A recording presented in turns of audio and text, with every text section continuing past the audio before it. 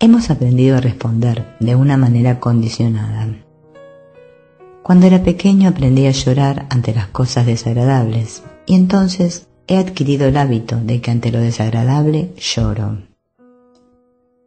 Si lo que aprendí es a revolverme contra, entonces ante cada cosa desagradable he adquirido el hábito de revolverme contra la persona o la situación. Todas estas cosas las aprendemos y luego funcionan ya por su propia cuenta. Todas las respuestas que estamos teniendo ahora, si no estamos muy despiertos, inevitablemente son respuestas que hemos aprendido anteriormente. De hecho, es el pasado que está viviendo en nosotros, no somos nosotros que estamos viviendo en presente. El pasado está funcionando de una manera mecánica. A tal tipo de estímulos, tal respuesta. Por eso es tan fácil manejar a la gente. Si quieres que sonría, dile que es una persona estupenda. Si lo quieres enfadar, dile que es un estúpido o un ignorante. No falla, puntería seguro. O sea, es como una de esas máquinas que si quieres un Chester, pones las monedas ahí y sale un Chester. O sea que la persona está funcionando como una máquina. Funcionar como una máquina inconscientemente es lo más opuesto a la autorrealización, que requiere una plena lucidez, una plena conciencia de todo lo que está pasando. Si yo no estoy presente allí, viendo lo que pasa y determinando mi respuesta, ¿quién está viviendo en aquel momento? Nadie, es un cuerpo por alquilar, está vacío. Si están atentos y observan, verán qué disgustos se van a llevar. Por eso nuestra vida está funcionando en círculo, prácticamente cerrado. Se están repitiendo las situaciones y siempre me enfadan las mismas cosas. Y siempre ocurren las mismas cosas que me enfadan. O al revés, siempre disfruto de la misma manera y tiendo a crear artificialmente las mismas cosas para disfrutar de la misma manera. Nuestra vida está hecha de una serie de hábitos, de un disco que va dando vueltas, girando y girando. En la medida en que yo esté despierto, veré que yo tengo la opción de poder elegir mi respuesta de poder, crear mi respuesta y romper ese círculo de hábitos. Y entonces veré que en cada instante, sea cual sea la situación, yo responderé con lo mejor de mí mismo. En lugar de seguir funcionando mecánicamente con enfado o con tristeza o depresión como siempre, si yo estoy dispuesto, veré que una situación que antes provocaba en mí una reacción de enfado, ahora puedo adoptar una respuesta totalmente distinta, de sentirme a mí mismo.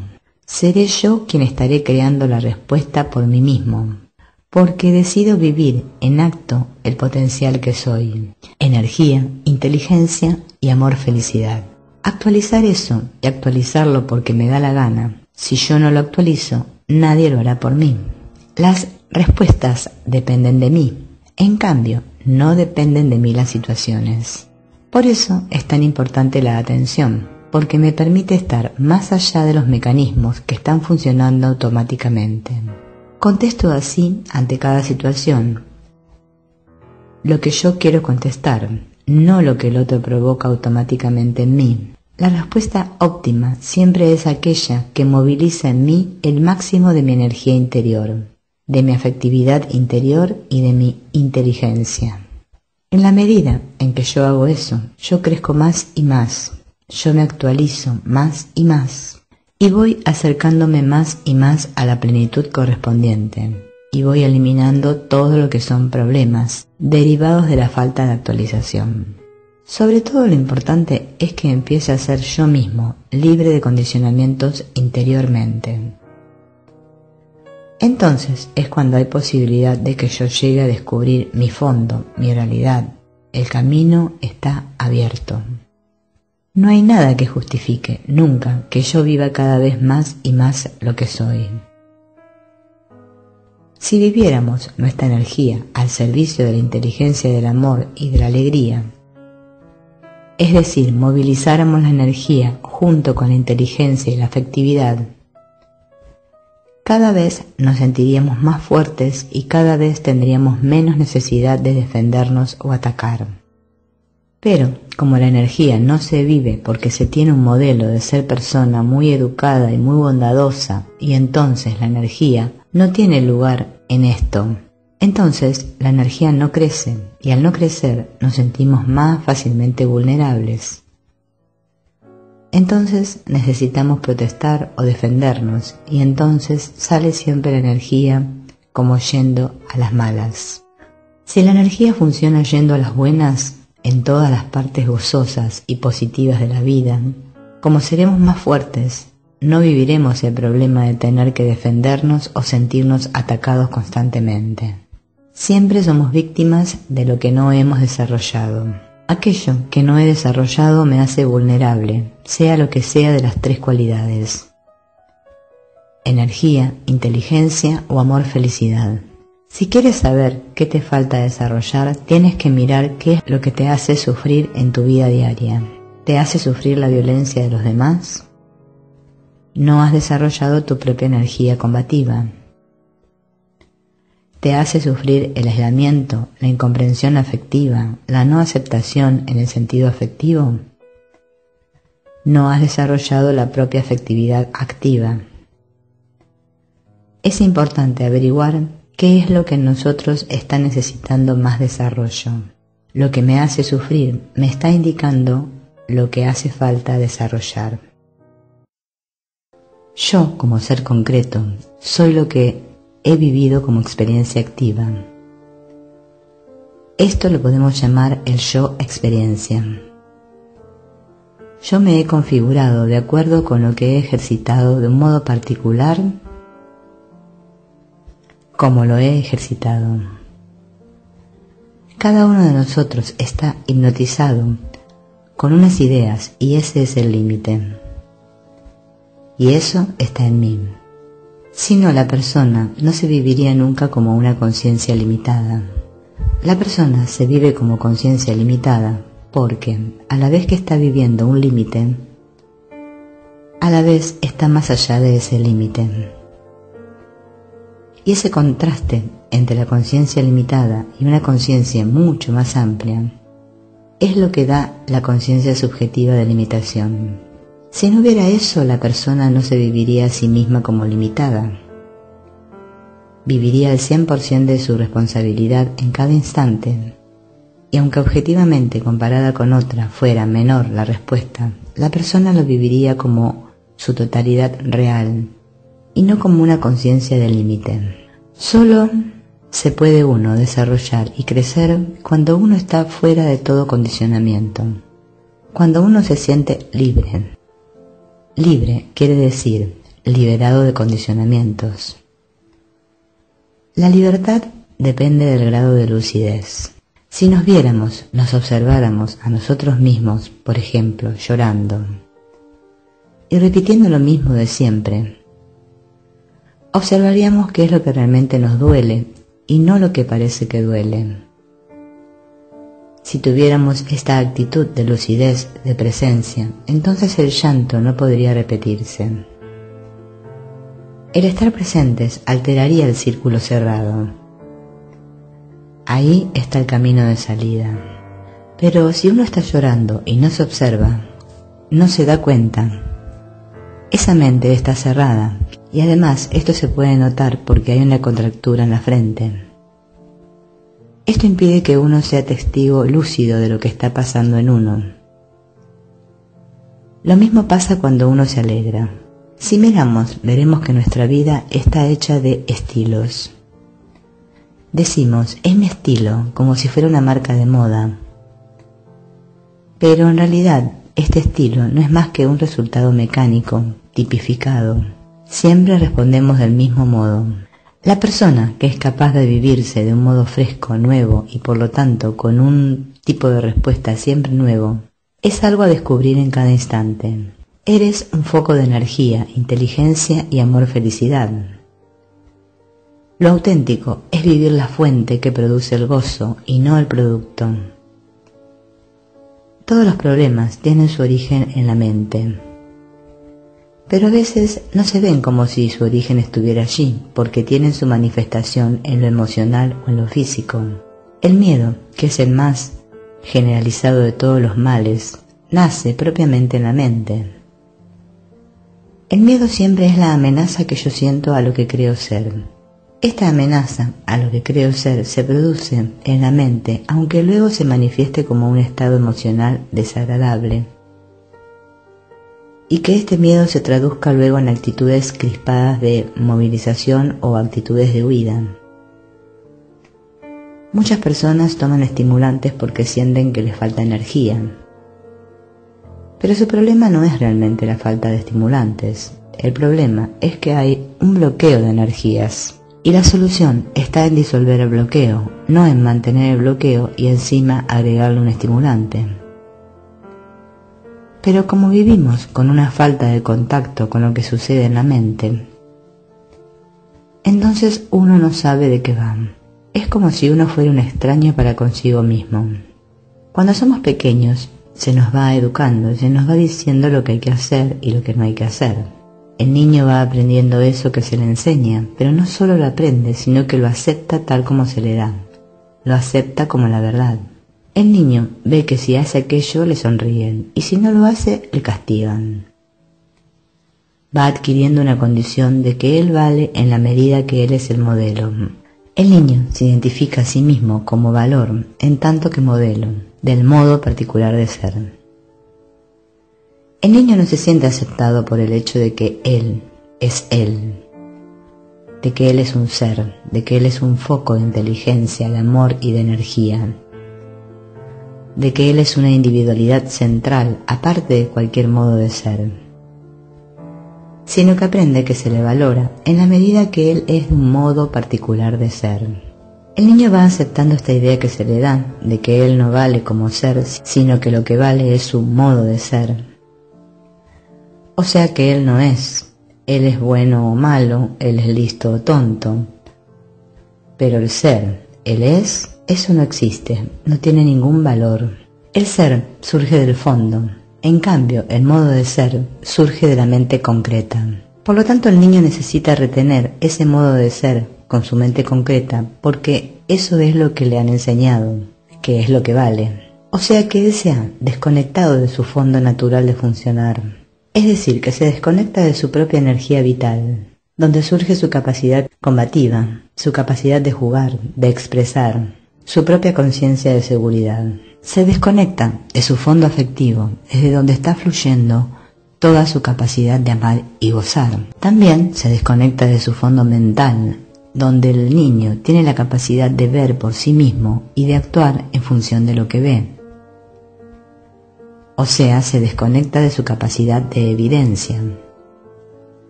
Entonces todo él empieza a vivir a partir de esa fachada, del modo de ser. Seré del modo que me dicen porque solo así conseguiré aprobación, aprecio, seguridad. Todo eso de lo que se desconecta de ese fondo de felicidad, de ese fondo de seguridad, de ese fondo de evidencia, al no vivirlo él directamente, lo proyecta hacia el exterior. Entonces exigirá del exterior que éste le dé felicidad, seguridad, la información que ha de aceptar. Es decir, que uno se desconecta del fondo, que es desde donde surge todo lo que soy capaz de vivir, para instalarse en esta mente externa y convierte esta mente externa en un centro artificial. Entonces estamos tratando de ajustar nuestro comportamiento y nuestras respuestas para que estén de acuerdo con el modelo.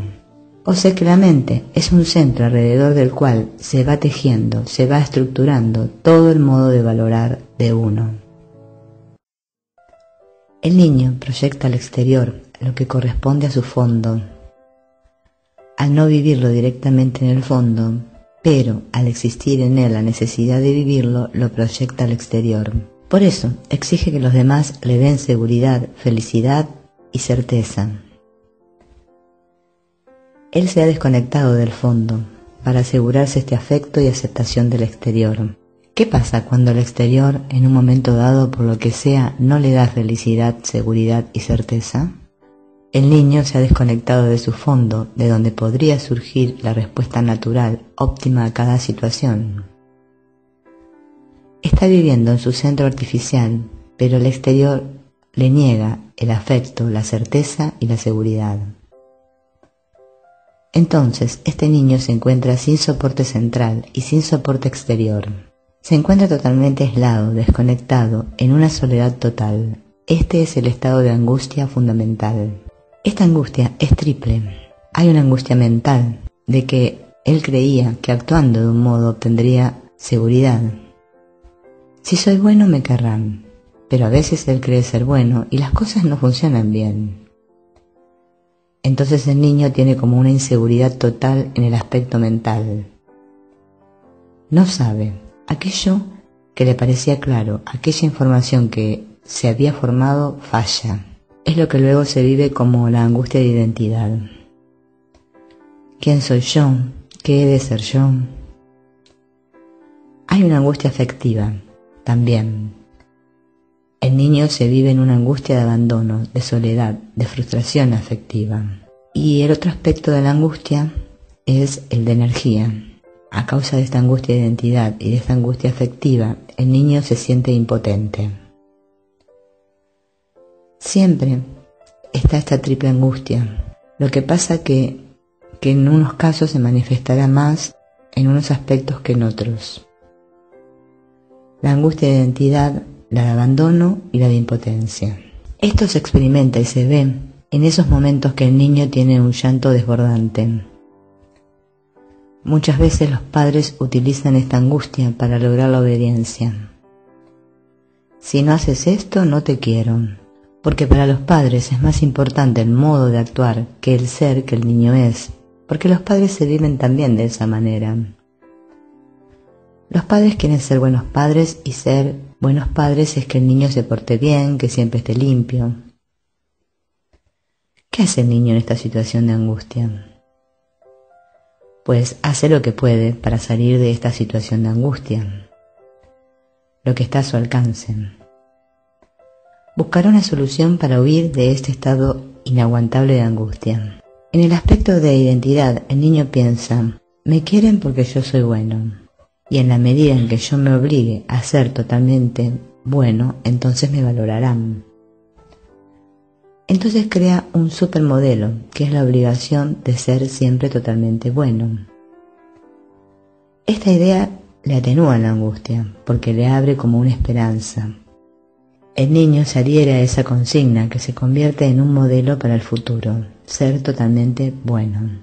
Ahí tenemos a las personas que están viviendo toda la vida tratando de ser totalmente buenas.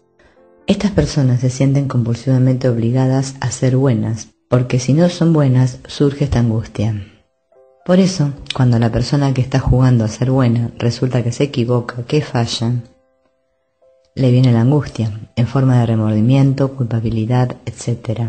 O puede ser que el niño reaccione al revés y piense, yo he sido bueno y no me han comprendido, me han fallado. El niño protesta, siente una rebeldía. A más rebelde, más siente que se atenúa su angustia. Al vivir la protesta, al vivir el rechazo, se siente más afirmativo él mismo y la angustia tiende a disminuir. O sea, que es un modelo de sentirse fuerte y esto creará un estilo de vida, ir a la contra de la situación, de la autoridad, de lo exterior. Es una personalidad reactiva que en la medida que se opone se reafirma.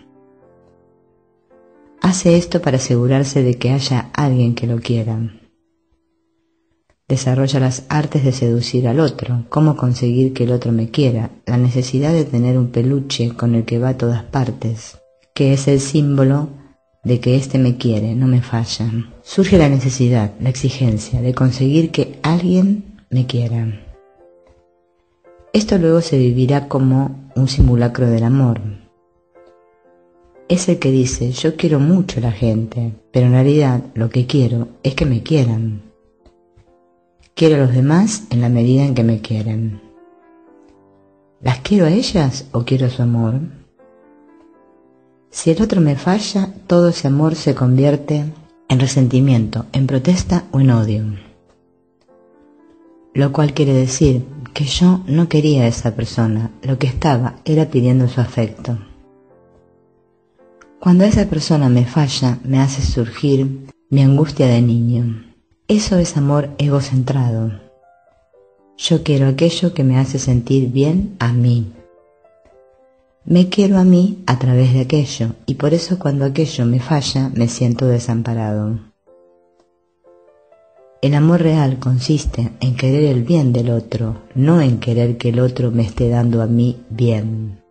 Por eso socialmente, cuanto más lloramos cuando perdemos a alguien, parece que más lo queremos. Todo camino espiritual es bueno, en la medida en que te permite que te enfrentes con tu error. Tiene que haber un trabajo de autodescubrimiento. La realización es llegar a descubrir lo que soy detrás de lo que he puesto yo encima. Es un descubrimiento, no es una adquisición. La realización es quitar todo lo que he ido poniendo encima, creencias, ideas, emociones, hábitos. Detrás de todo eso estoy yo realmente, lo que yo soy de un modo natural. Todo esto que he montado se puede desmontar de muchas maneras. Todas las maneras incluyen enfrentarse con ellas. La autorrealización es muy simple, es quitar todo lo que es complejo. Por eso, la realización se llama liberación. Liberación de todo lo que me está condicionando, de todo lo que me está atando. Vamos a hablar de la angustia de impotencia en el aspecto energía. Esta generará en mí la necesidad de afirmarme como persona fuerte. ¿Y cómo puedo ser fuerte cuando de hecho me estoy viviendo como un desgraciado? Pues solo hay un modo, imaginativamente. Empiezo a imaginar y empiezo a juzgar. Entonces yo utilizo mi mente y mi imaginación como una herramienta para vivirme como una persona fuerte, para huir de mi angustia de sentirme impotente. Y entonces sueño en que un día llegaré a ser muy fuerte, muy valioso, muy poderoso, o sueño con unas venganzas.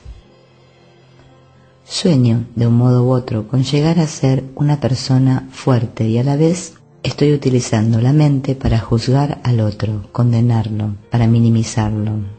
En la medida que en la mente yo estoy negando el valor del otro, me estoy afirmando implícitamente a mí que me sitúo por encima, ya que lo juzgo y lo condeno.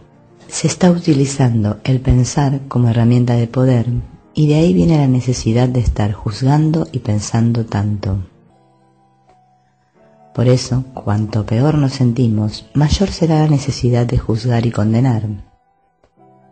En cambio, cuando nos sentimos felices, no sentimos necesidad de juzgar y condenar. La mente está cumpliendo con esta función simbólica de sentirse poderosa, teniendo continuamente una actitud de juicio. Constantemente estoy evaluando a las personas porque eso me mantiene a mí con una sensación de ser yo, más fuerte en relación con el otro. Por eso vemos que todo el mundo está juzgando a todo el mundo. Todo esto es para que uno lo mire en sí mismo y lo descubra en sí mismo. La vida no solamente soy yo. La vida es una participación con todos los demás. Por eso, el poder armonizar lo que es mi exigencia personal con lo que es mi exigencia social es el arte de vivir en el sentido más horizontal. Pero cuando prevalece el aspecto personal, se lo llama egoísmo. Y puede adoptar cualquiera de las formas que empiezan por ego. Este buscar el bien personal es malo socialmente porque no afirma, no permite la participación de todos. No hay cosas que sean buenas o malas. Solo cumplen la función de bien o función de mal. Primero, desde niños se nos impone un modelo de cómo debemos ser, y luego se nos juzga de acuerdo o no a la obediencia de este modelo. Entonces, no se nos dice, tú has hecho una acción torpe, sino que se nos dice, tú eres torpe, tú eres tonto. Se nos juzga por el acto cometido. se nos define de acuerdo a nuestros actos, se nos define de una manera que no tiene nada que ver con nosotros. Desde niños ya se nos va imponiendo esa idea de que somos buenos o malos según obedecemos el modelo. Se nos impone una idea, un concepto de nosotros mismos y se nos dice que ese concepto es lo que somos. Es decir, que nos formamos la idea de nosotros mismos de lo que somos de acuerdo con ese juicio que hemos recibido del exterior.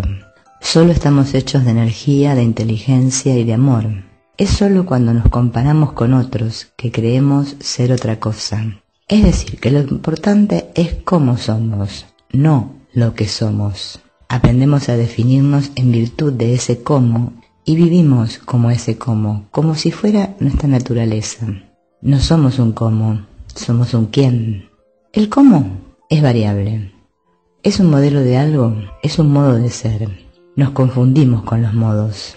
Nos identificamos con ese juicio que se ha hecho de nosotros y vivimos como si esa fuera nuestra identidad.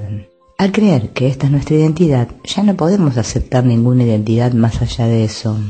Esto es la expulsión del paraíso, haber salido de nuestra naturaleza central y vivirnos desde nuestro modo particular de ser, bueno, malo, gordo, flaco.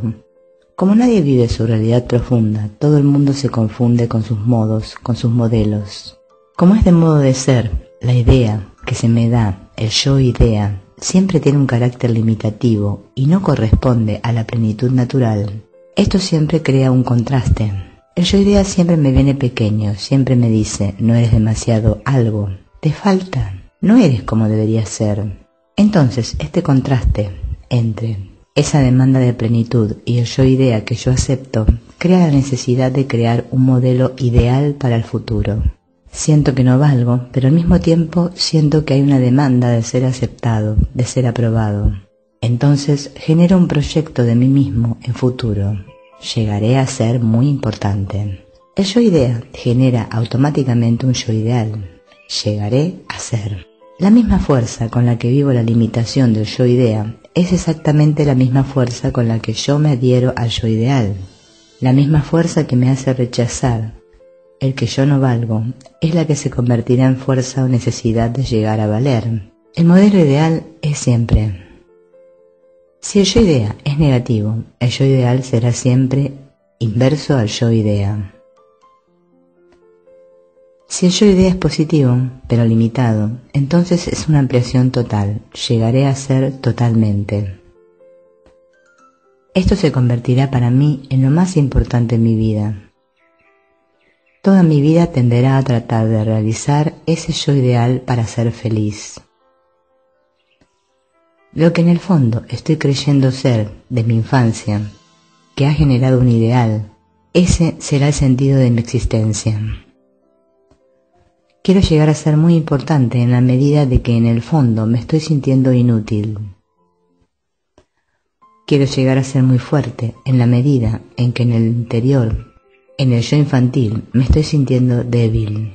Esta trayectoria por la cual yo estoy constantemente tratando de llegar a algo que me complete, que me haga vivir una plenitud en un sentido u otro, hace que en cada momento yo adopte unas actitudes que hacen que yo responda de un modo u otro. Todo esto está creando un estilo propio, está creando un personaje. Es como si a uno lo pusieran en un escenario y le dijeran: mira, tú parte del hecho de que eres pobre y por eso eres menospreciado. Pero un día, a través de tu talento y esfuerzo, llegarás a ser muy rico y admirado. Entonces toda la vida es como una escenificación de este argumento. Lo que es argumento de toda la vida quiere decir que es argumento de cada instante de nuestra vida. Todo aquello que vaya a favor de mi yo ideal lo viviré como bueno, como satisfactorio. Todo aquello que vaya en contra de mi yo ideal lo viviré como malo, como negativo. Así es como vivimos la vida, no tal como es, sino como la ve cada uno desde su propio personaje. Este es el argumento secreto de cada existencia.